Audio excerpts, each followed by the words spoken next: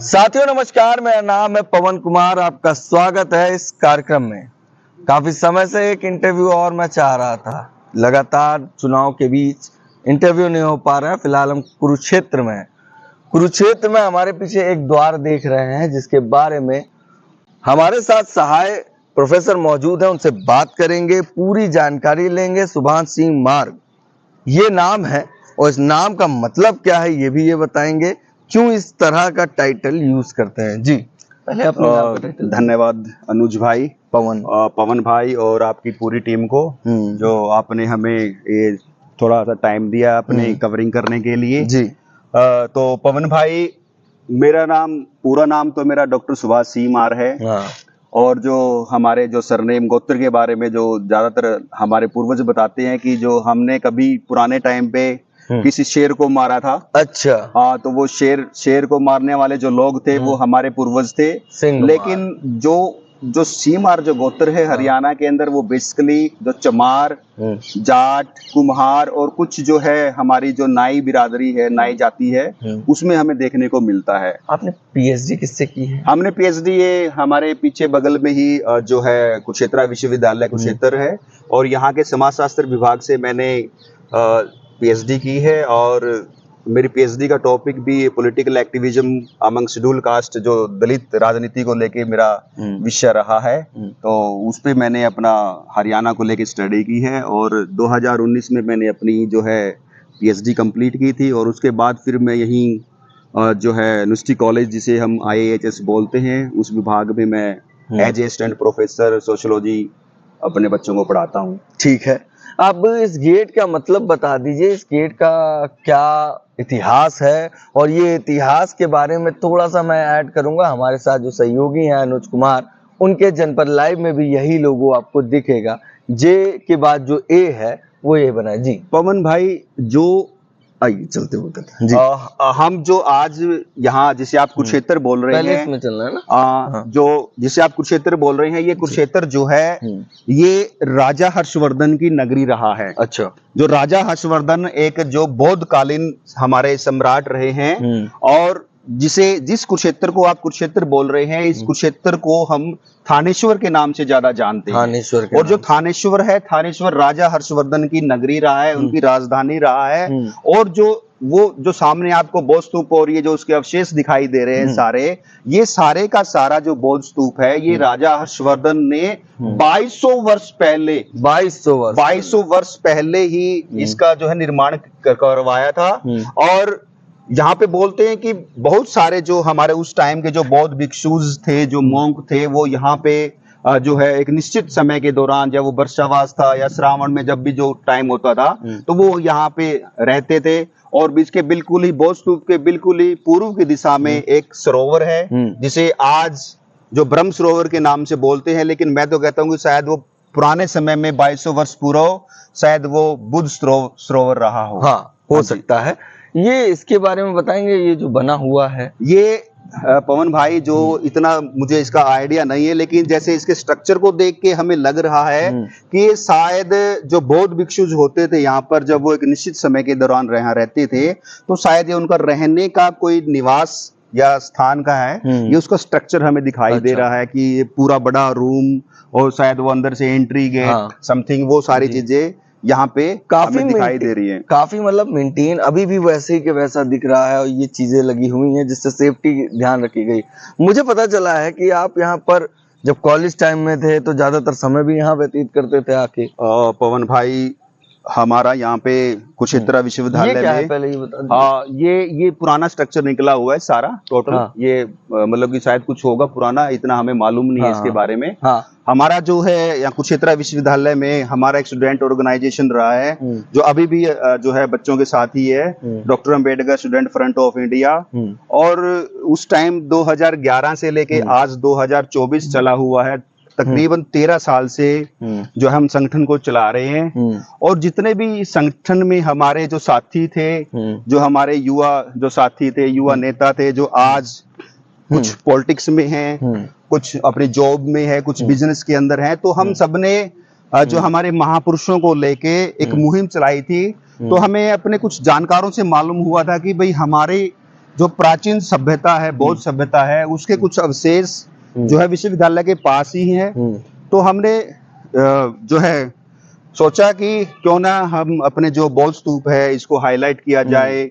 फिर हमने यहाँ पे बच्चों को लेके, अपने बौद्ध भिक्षुओं को लेके और यहाँ के जो जनमानस थे, बुद्धिजीवी थे, उन सब के सहयोग से जो हमारी ये सभ्यता थी इसको हमने हाईलाइट करने का प्रयास किया जी। और ये बात फिर सरकार के कानों तक पहुंची। सरकार ने यहाँ के जो डेवलपमेंट बोर्ड है, कुरुक्षेत्र डेवलपमेंट बोर्ड के जरिए यहाँ कुछ अनुदान राशि जो है इस क्षेत्र में जो स्ट्रक्चर के ऊपर लगाई।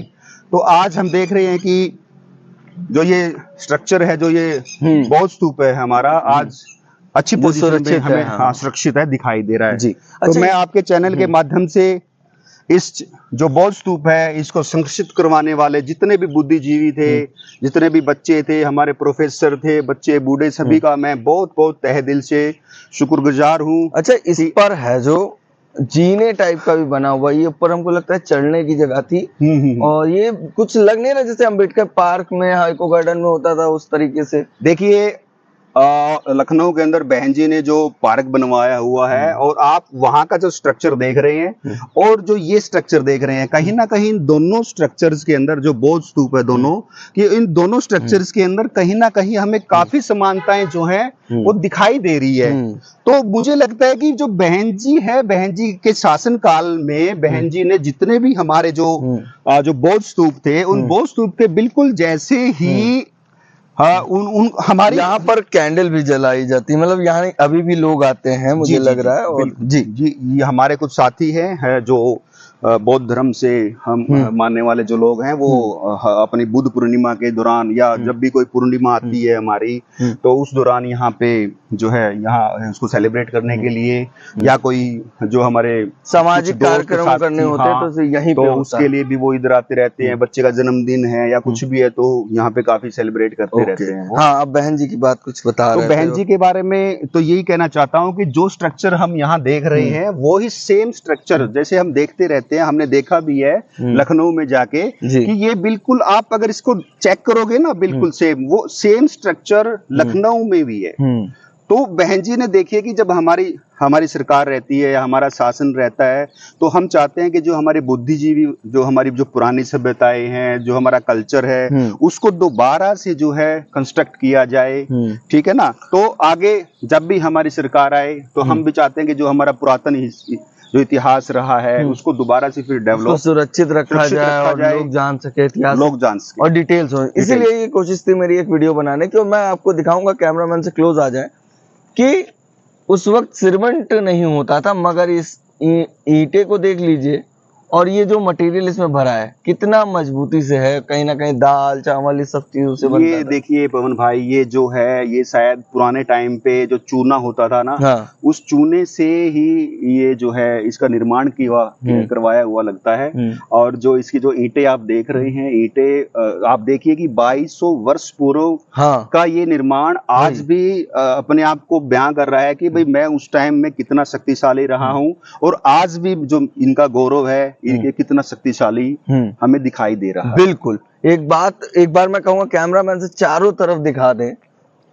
कि चारों तरफ इतना सन्नाटा है। बिल्कुल, ये आप श्रावस्ती और कौशाम्बी में स्थानों में जाके देखे होंगे, वही चीज यहाँ फील हो रही है हरियाणा में। और प्रोफेसर साहब से बात हो रही थी, और चीज ये जो इतिहास है एक साफ साफ गवाह है कि 2200 साल पूर्व, 2200 वर्ष पूर्व इस तरह का जो इतिहास है वो अभी भी सुरक्षित है। और कहीं ना कहीं युवा थे तब से यहाँ पे सपोर्ट कर रहे थे, कार्यक्रम कर रहे थे कि सरकार की नजर में रहे, ये चीजें सुरक्षित रहे। अब एक एज हो रही है तो अब इस चीज को देखकर खुश होते हैं कि हाँ, हमने कुछ योगदान अपने महापुरुषों के इतिहास को बचाने में किया। बिल्कुल सही कह रहा हूँ। जी जी सर। और दूसरी चीज ये है कि ऐसी जो जगहें होती हैं ये लोगों की जानकारी में नहीं होती। क्या यहाँ पे महान जो होते थे, जिनको भिक्षु बोलते हैं, भंते बोलते हैं, वो यहाँ पे आते हैं? पवन भाई, हमारे साथ एक हमारे आदरणीय भंते जी हैं, भंते काशीरतन जी, जो अपनी जो बहुजन विचारधारा से जुड़े हुए हैं, और वो आते रहते थे इधर। अब वो अपना उन्होंने एक बौद्ध विहार एक अलग स्थान पे बना लिया है, वो आते रहते हैं। जब भी उनका यहाँ पे भ्रमण या दौरा रहता है तो उनके सानिध्य में हम उनके साथ इसको भ्रमण करते हैं, या फिर कोई विशेष जो कोई प्रोग्राम होता है तो वो भी जो है यहीं पे ही हम जो है सेलिब्रेट करते हैं। अच्छा, तो पीछे मेंटेन भी कर दिया गया। आप पीछे देखिए, उन्होंने कुछ वॉशरूम और रूम बना रखे, जैसे कोई कार्यक्रम होता है, कुछ लोग आते हैं, कोई कार्यक्रम हो तो उसके लिए। अच्छा, इसमें कोई खास बात जो हमारे और आपके बीच में नहीं हो पाई वो बताना चाहिए? खास बात तो कोई मैसेज सरकार से, कोई अपील? नहीं, मैसेज तो हमारा सरकार से यही है कि हमने सरकार से जो डिमांडें की थी वो डिमांड हमारी सरकार ने मानी है, और हम चाहते हैं कि इसको जो इस बौद्ध विहार को, इतना प्राचीन बौद्ध विहार जो है 2200 वर्ष पूर्व, इसको थोड़ा सा और ज्यादा हाईलाइट किया जाए। इसको जो है, हाँ, और इसके मतलब कि यहाँ रुकने के लिए कुछ जो है रूम्स की व्यवस्था की जाए।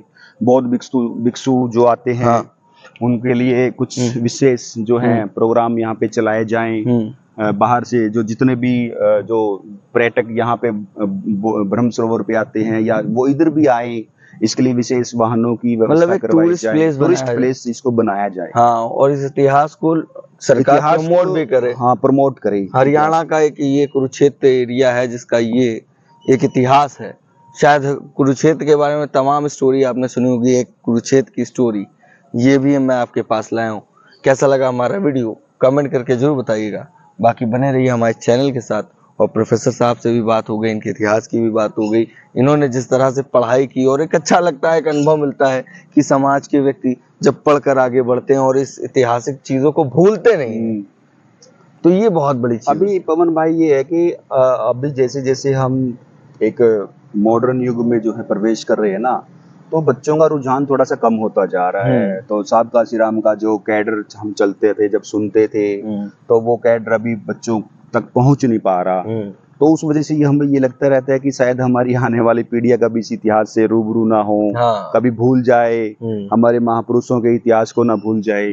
तो हम चाहते हैं कि भाई जैसे जैसे हम युवा एज में हैं, या अब देखो हम ओल्ड एज में जाते जाएंगे, तो हम चाहेंगे कि भाई हम अपने बच्चों को भी इस इतिहास से रूबरू करवाते चलें, ठीक है ना। और आने वाली पीढ़ियां फिर हमें ये ना कहें कि भी आपने हमारे लिए क्या किया। बिल्कुल। अच्छा, आपकी शादी तो हो चुकी? शादी हो चुकी है भाई।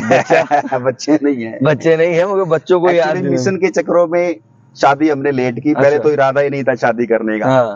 फिर जो हमारी श्रीमती जी मेरी जूनियर थी, तो फिर हमने उन्हीं के साथ ही जो है वो क्या करती है? वो एक्चुअली असिस्टेंट प्रोफेसर है, सोशियोलॉजी समाजशास्त्र से ही है। क्या बात है। और अभी इधर पास के जिले में कैथल में एक विश्वविद्यालय है, नीलम विश्वविद्यालय, तो वो वहाँ पे अपनी सेवाएं दे रही है। नाम भी बता दीजिए। श्रीमती जी का नाम है डॉक्टर सोनम करोड़ीवाल। अच्छा, हाँ जी। बहुत ही अच्छी बात है कि पति पत्नी दोनों शिक्षित हैं और समाज को जागरूक करे। पढ़े लिखे नहीं, ये शिक्षित हैं। लगातार समाज के बीच में कार्यक्रम भी करते हैं, युवाओं को एंगेज करते हैं और भविष्य को लेके बड़ी चिंतित हैं। और आप कितना चिंतित हैं आप भी जानिए, क्योंकि बने रहिए हमारे चैनल के साथ। धन्यवाद।